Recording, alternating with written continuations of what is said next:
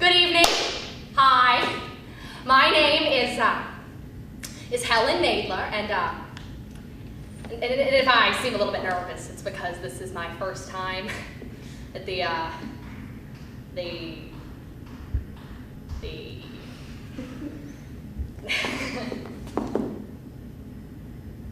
Massapequa chapter for the parents of lesbians, gays, bisexuals, the transgender, the questioning, the curious, and the creatively concerned with colds. I'm kidding. You know, maybe we should just call this group Why Jimmy Has No Friends. I'm kidding! Now I know what you're all thinking. You're all thinking that your little Bubba went through such tough times, that your little sweetheart was a total nightmare, and that you were still so warm and loving and hugging and giving them self-esteem. Well, screw you.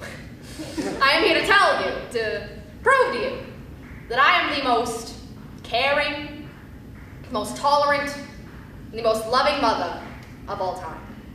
Bar none.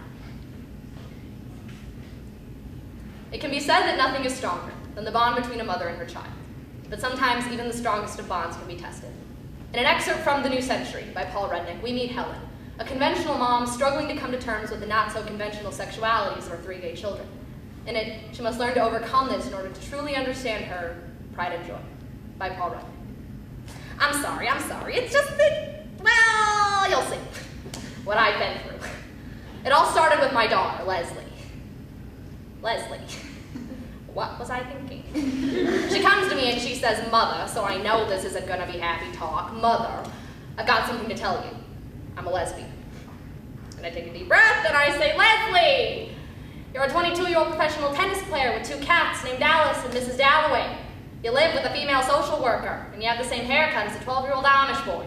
Of course you're a lesbian. I've been telling you that for years. Helen Keller would know you're a lesbian. You know, from the stubble. And she tells me, oh, Mom, I'm so happy, so you don't hate me.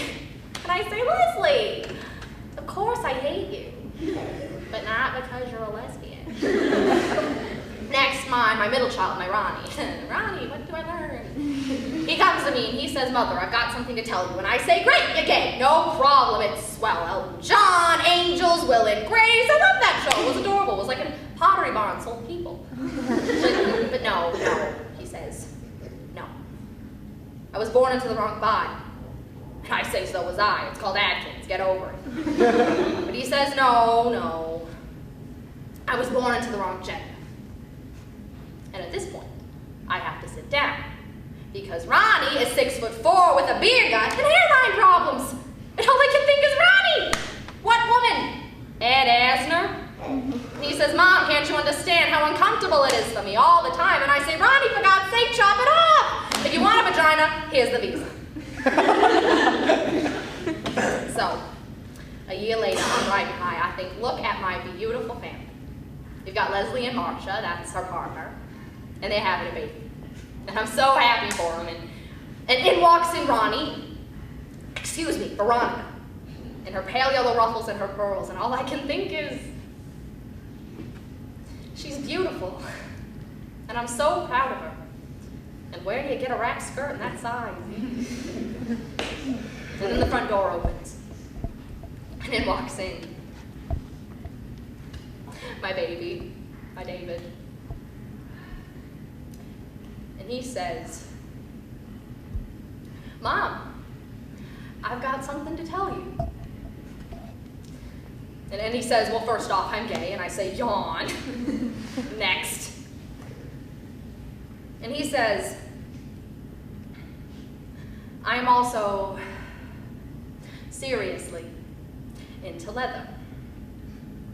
And I say, great, I'm into fur. But he says, no.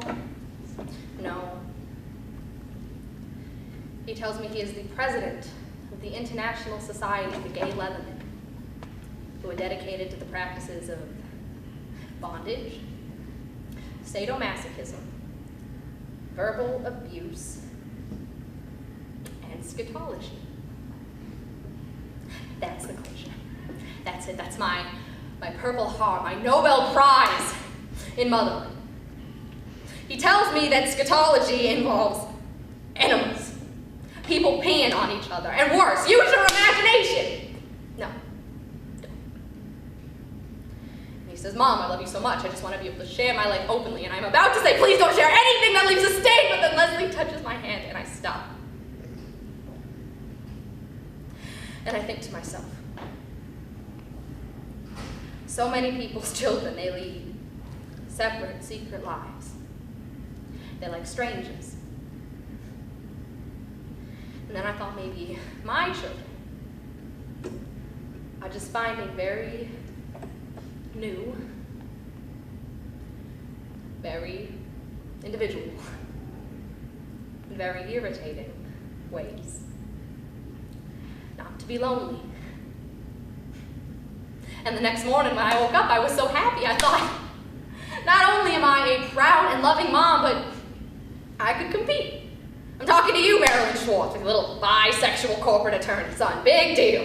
May I present to you Dr. David Benjamin Nadler. And in a lot of ways, he's the perfect son. He's a doctor. And he's a slave. I love him. I love all my children. I win.